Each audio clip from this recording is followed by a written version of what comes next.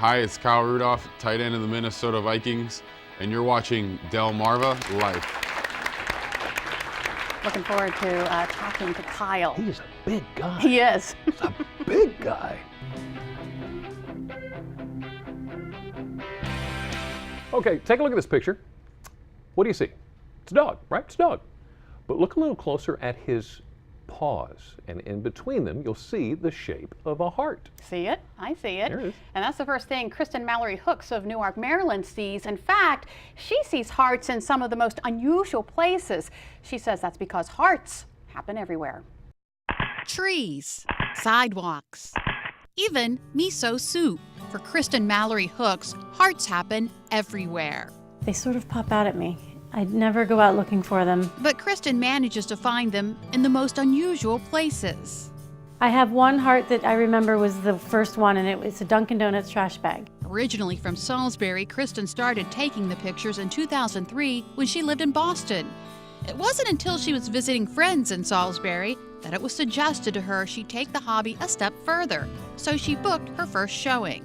I had no idea how to do it. I remember even asking friends, like, how do you do a show? I have no idea what I'm doing. I used construction paper and I printed out these hearts, and I sort of, I think I hot glued them or double-sided taped them to these pieces and put them in frames.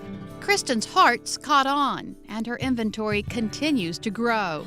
Nature is definitely more usual ones. I would say more unusual would be a scallion in miso soup, or the inside of a bagel.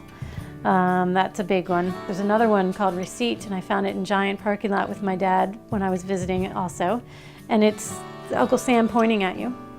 But it's totally a heart, and it's never been altered or set up or anything. Photoshop, no way. And each heart is assigned meaning. I'm driving in Salisbury, and there is a trash bag that's blown up against a fence. It's perfect heart, and I love it. It says thank you, thank you, thank you all over the bag, but no one can really see that, but I call that grateful heart. Kristin's hearts can be found on several items like note cards, gift tags, magnets, journals, and posters, just to name a few. This one is in Ocean Pines, all the pine needles. That one's called moss, and there's an apple. So I had to ask, why hearts? It's just about the organic shape. It's a meaningful symbol, especially when they come at you sort of hidden, you know? Obscure and kind of like reminders. I'll be in the middle of a day and maybe something's heavy on my mind, and I'll see one and I'll just smile. And I may not take a picture of it because it might be something in the bottom of a drain. And as for her heart, it belongs to this little guy. Since Jackson was born in April, Kristin has had her hands full, so her time with Hearts Happen has been limited. But I get hearts all the time from friends, but not just friends. People that are on my Facebook page that I don't know, but they are my friends. They send me stuff. I get hearts from people that say, someone told me to send this to you. I'm the heart lady. It seems that they call me the heart lady.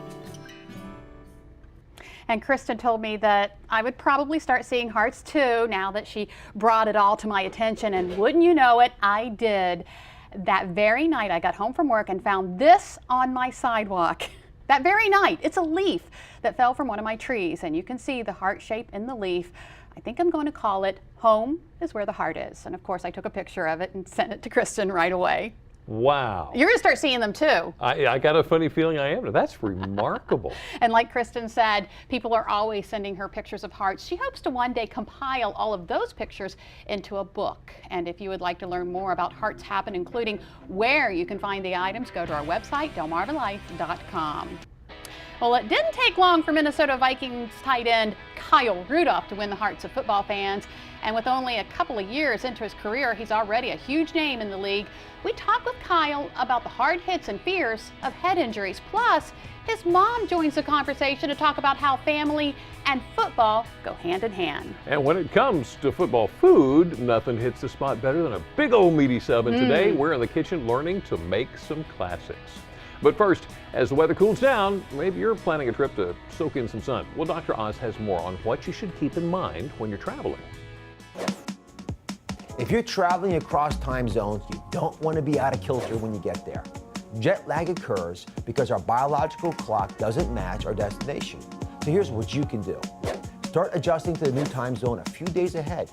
Go to bed 1 hour earlier for each time zone you're going to cross if you're traveling east. Or do the opposite and go to sleep later if you're going west. Once you're on board, change your watch, eat your meals, and sleep at the times that match your new destination. Bring an eye mask and earplugs if you'll need them to sleep on board.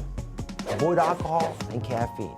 And when you get there, get right outside into the sunlight. If you arrive at night, stay up until 10 p.m. You know what?